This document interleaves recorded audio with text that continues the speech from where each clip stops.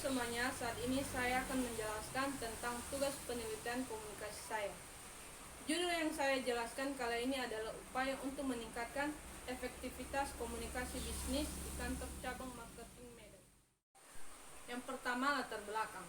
Komunikasi adalah suatu proses penyampaian dan penerimaan pesan atau informasi di antara dua orang atau lebih dengan harapan terjadinya pengaruh yang positif atau menimbulkan efek tertentu yang diharapkan.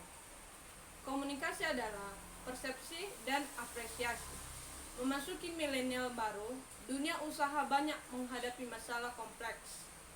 Bukan saja karena cakupan bisnisnya yang semakin beragam, melainkan juga karena skala bisnis sudah menjadi problem yang sangat luas.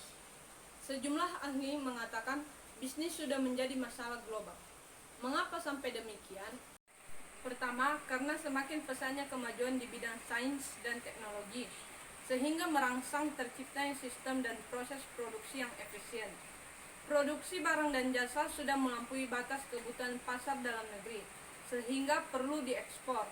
Kedua, karena teknologi telah mempercepat pembangunan sarana dan prasarana transportasi, sehingga mobilitas sosial menjadi semakin cepat dan tinggi. Ketiga, bersamaan dengan itu, kemajuan di bidang transformasi informasi komunikasi juga berlangsung sangat pesat, sehingga informasi tentang keadaan tertentu dapat disampaikan tanpa tergantung pada jarak geografis. Bukan itu saja, kemajuan di bidang komunikasi media massa telah mempengaruhi pola-pola bisnis antara manusia. Kedua, perumusan masalah. Bagaimana cara membangun komunikasi yang baik dalam berbisnis? Ketiga, tujuan. Mengetahui cara membangun komunikasi yang baik dalam berbisnis. Komunikasi bisnis meliputi pengetahuan yang menyeluruh dari sisi internal dan eksternal bisnis tersebut. Komunikasi yang internal termasuk komunikasi visi perseorangan atau perusahaan, strategi, rencana-rencana, kultur atau budaya perusahaan, nilai-nilai dan prinsip dasar yang terdapat di perusahaan, motivasi karyawan, serta gagasan-gagasan dan lain-lain sebagainya. Komunikasi eksternal termasuk merek, pemasaran, iklan, hubungan pelanggan, humas, hubungan-hubungan media, negosiasi bisnis, dan lain-lain sebagainya. Bagaimanapun bentuknya, semua hal tersebut memiliki tujuan yang sama, yaitu menciptakan suatu nilai bisnis. Satu, pentingnya kemampuan komunikasi bisnis. Tantangan seseorang manajer di masa depan relatif akan semakin sulit, yang menuntut kemampuan untuk mengomunikasikan ide, gagasan, dan tujuan dalam lingkungan organisasinya, serta bagaimana menyampaikan produk atau jasa yang dimiliki kepada pelanggan. Di sisi lain, proses manajemen adalah suatu aktivitas komunikasi. Terdapat 5 kendala yang mungkin muncul saat manajer. 2. Strategi komunikasi dalam mencapai efektivitas komunikasi bisnis. Dalam proses komunikasi, semua pesan atau informasi yang dikirim akan diterima dengan berbagai perbedaan oleh penerima pesan atau informasi, baik karena perbedaan latar belakang, persepsi, budaya maupun hal lainnya. Untuk itu, hendaknya memenuhi 6 syarat atau dikenal juga dengan 6C, yaitu 1. Completeness atau lengkap.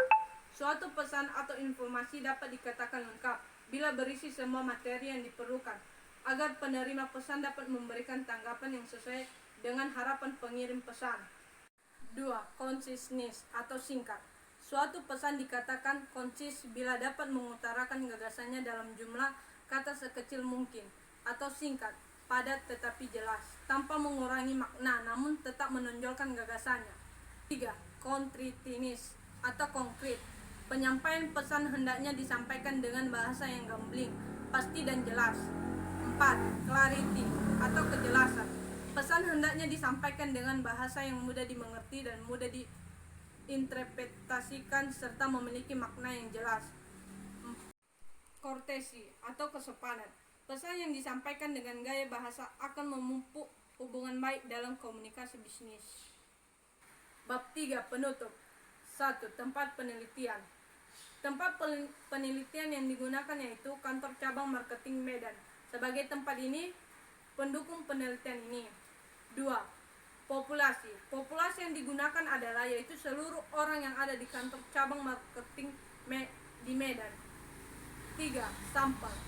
Sampel yang digunakan yaitu para pimpinan dan karyawan untuk meningkatkan keefektifan komunikasi bisnis di kantor cabang BRI Medan. 4. Cara pengambilan data. Pengambilan data dilakukan dengan kunjungan di kantor cabang marketing Medan untuk mengetahui bagaimana keefektifan komunikasi bisnis di kantornya. Baik, demikian saja penjelasan saya mengenai upaya untuk meningkatkan efektivitas komunikasi bisnis di kantor cabang marketing Medan. Atas perhatiannya saya ucapkan terima kasih.